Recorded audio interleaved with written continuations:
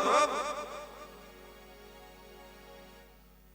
अगर तुमको राज सिंहासन चाहिए तो जाकर वन में तपस्या करो कि मेरी गर्भ से जन्म लोगे आप, जब आपको राज सिंहासन मिलेगा। इतनी बात ध्रुव को लग गई। वो कहने लगे मैया से, मैया रोके कह रहे हैं मैया से, मैया क्या मेरी चाची का गर्भ भगवान से भी ऊंचा है कि आज उन्होंने कितनी बड़ी बात कह दी कि ध्रुव जाओ तुम पहले वन में जाके तपस्या करो, भगवान से वर मांगना कि भगवान अगले जन्म में मुझे सुरुचि रानी का पुत्र बनाना, जब आपको राजगद्दी मिलेगी।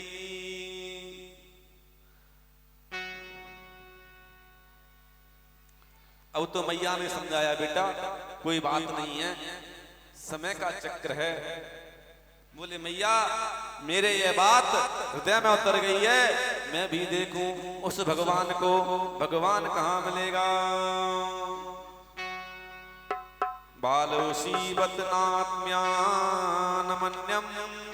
स्त्री गर्भ संवृतम नून वेदम भवान यस्या दुर्लभे थे मनोरथः। कहने लगे मैया मैं जाके भगवान से प्रार्थना करूंगा। अब तो ध्रुव महाराज ने सोचा कि मैया मुझको जाने नहीं देगी।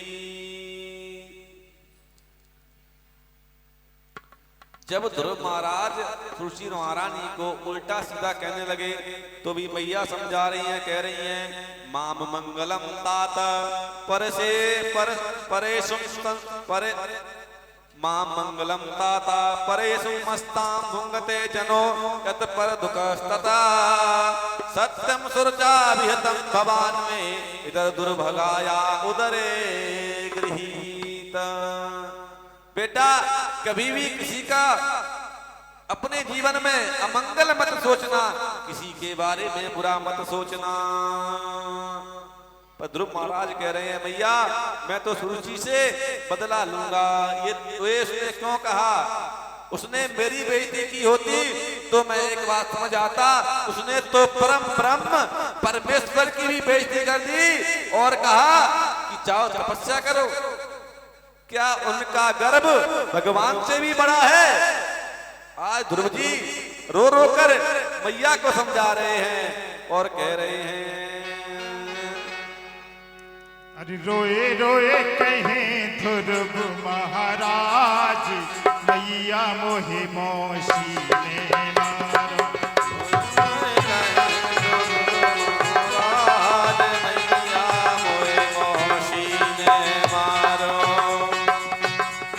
मौसी ने मारो मैया मोहि मौसी ने मारो, मोहि मौसी ने मारो मैया मोहि मौसी ने मारो।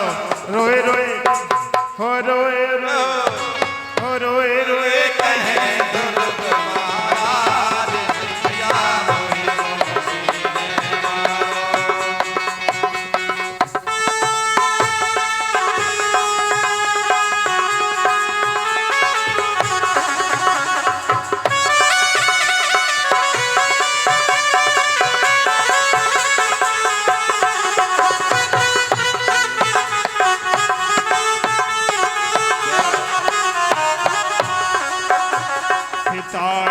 गोद लियो है मौसी ने धक्का दियो है, पिता ने गोद लियो है मौसी ने धक्का दियो है, जाके जीवन को धिक्कार मैया मोहि मौसी ने।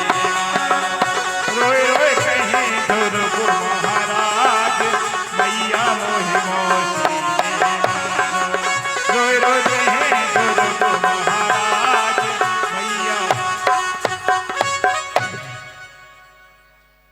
बड़ा ही सुंदर स्वरूप है, साक्षात हनुमान जी महाराज लग रहे हैं। नहीं सखी है हनुमान जी महाराज नहीं है, सखी भेष में बिल्कुल ऐसे लगाया है। भैया माफ करना। बोलिए हनुमान जी महाराज की जय।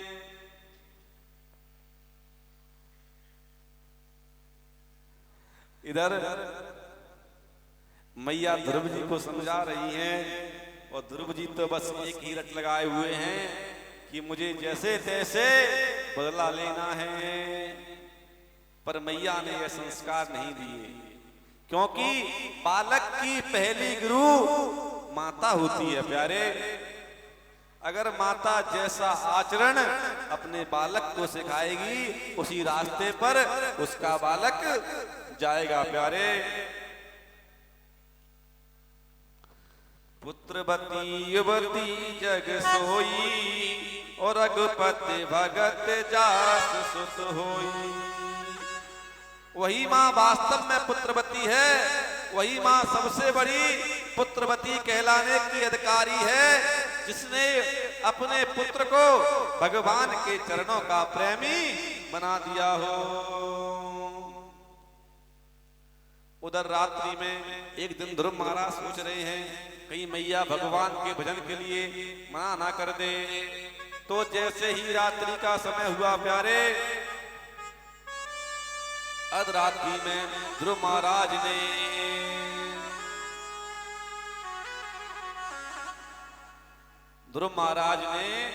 मैया को सोते हुए छोड़कर मैया की परिक्रमा की और चरणों में प्रणाम किया और वन को जाने लगे। जैसे ही वन में गए, मैया को सोते हुए छोड़कर चले गए। जैसे ही वन में पहुंचे, इतने में वहां पर नारद जी आ गए। नारद जी ने कहा, हे बालक तुम कहाँ जा रहे हो? तो ध्रुव महाराज कहने लगे, मैं तो भगवान को ढूंढने जा रहा हूँ। बोला किसने कहा कि भगवान जंगल में मिलते हैं? बोली मेरी मैया कहती है कि भगवान तो जंगल में मिल जाते हैं, जब एकांतवास में भगवान की भक्ति करते हैं तो भगवान मिल जाते हैं। अब नारद जी कहने लगे कि जंगल में भगवान नहीं रहते, शेर रहते हैं, हाथी रहते हैं, बब्बर शेर रहते हैं, जो एक चुटकी में तुम्हारा नाश्ता कर जाएंगे और तुम भगवान को ढूंढते रह जाओगे। तो उन्होंने कह दिया, हरे व्यापक सर्वत्र समाना। क्या बात कर रहे हो बाबा? भगवान तो हर जगह में, मेरी मैया कहती है हरे व्यापक सर्वत्र समाना। मुझे तो आप में भी भगवान नजर आ रहे हैं, उस शेर में भी, हर जगह जहां देखो मुझे तो बस भगवान ही भगवान दिखा रहे हैं। ऐसी मन में लालसा लग गई कि ध्रुव जी के जिस मन में देखे, जहां देखे, उस जगह से भगवान ही भगवान नजर आ रहे हैं। तो नारद जी ने कहा कि इसकी इच्छा तो पक्की है, पर नारद जी ने एक बात और कही कि अभी आप 5 वर्ष के हो, आप कल अगर आपको भूख लग गई तो क्या खाओगे? वन में तो आपकी माँ भी नहीं रहती, कौन आपको भोजन कराएगा? तो ध्रुव जी महाराज ने बड़ा ही सुंदर जवाब दिया। कहने लगे, मेरी माँ कहती है कि इस संसार में व्यक्ति भूखा तो उठता है, पर भूखा कोई नहीं सोता। कह रहे हैं, जब दांत नहीं तब दूध दियो।